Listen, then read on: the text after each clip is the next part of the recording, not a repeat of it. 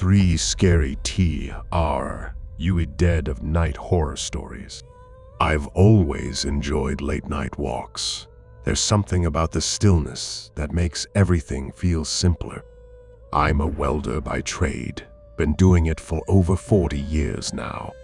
I live alone on a big farm, just me and my dog, Bosley.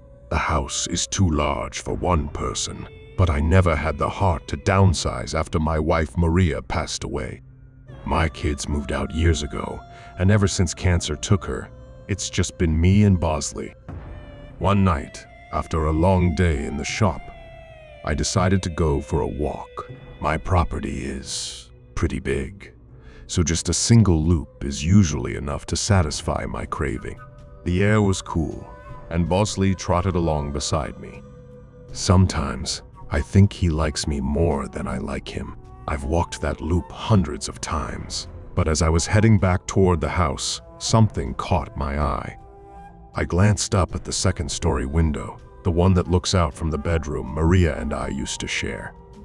For a split second, I thought I saw something move. I stopped dead in my tracks, staring up at that window. There was no reason anyone should be in there. I hadn't been in that room in years, couldn't bring myself to. I felt my blood start to boil at the thought of some stranger breaking into my house. I wasn't going to stand for that. I rushed inside, my heart racing, and ran upstairs. The room was empty, just like I'd left it. No sign of anything out of place. I looked everywhere imaginable but found nothing. Yes, I was pretty freaked out, but I was more angry than anything. I didn't take this kind of thing lightly.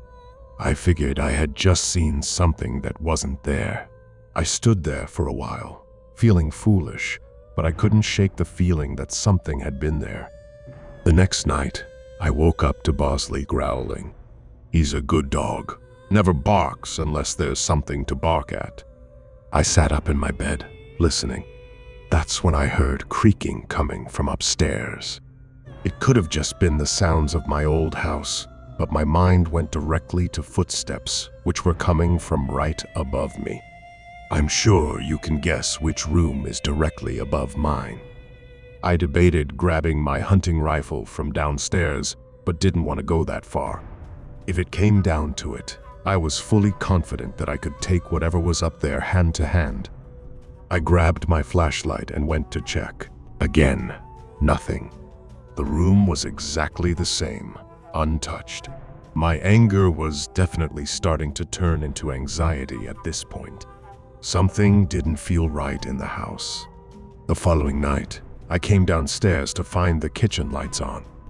I know I turned them off before bed. I don't leave lights on. There was no question anymore. Someone was in my house. I started to panic. I called the police and told them I thought someone might be sneaking around. They came out, searched the house from top to bottom, but found nothing. They were nice about it, told me to call again if I needed them, but I could tell they didn't believe me. The next night was the worst by far. I couldn't sleep, so I decided to go upstairs and check the bedroom again. I don't know why. Maybe I thought it would settle my mind, but when I opened the door, I froze. There were clothes scattered all over the floor. Maria's clothes. I had packed them away after she died. Now they were everywhere. Something like this doesn't just happen randomly. And then I saw her. There was a woman standing in the doorway, just staring at me. I couldn't see her face clearly, but I could tell she wasn't Maria. She was too short. I don't know who she was, but she didn't belong there. I had never been so afraid in my life. Without thinking, I ran at her. She turned and bolted down the stairs and out the front door. By the time I got outside, she was gone. I searched the property with Bosley, but there was no trace of her. I didn't sleep that night. For months after that, I couldn't sleep. I was constantly on edge, convinced I heard footsteps upstairs at night. Every little noise set me off. I slept with my rifle next to my bed, terrified that I'd have to use it one night. I debated calling my brother to come stay with me, but I wasn't going to do that. I was raised to always handle my own problems, so that's what I did. The nightmare didn't end though. One night, I was sitting in the living room when I noticed a figure standing in the yard, looking straight at me through the window. It was her again. My heart felt like it stopped. I grabbed my hunting rifle and ran outside, Bosley close behind. She was still there, just a silhouette in the moonlight, watching me. I fired a few warning shots into the air, hoping to scare her off. That was enough to get her to turn and run into the darkness, but it's not like that made me feel any better. I was literally being tormented by some random woman who was probably homeless. I couldn't even imagine why this was happening to me. I stood there for a long time, waiting to see if she'd come back. She never did. I haven't seen her since, but I know it's only a matter of time.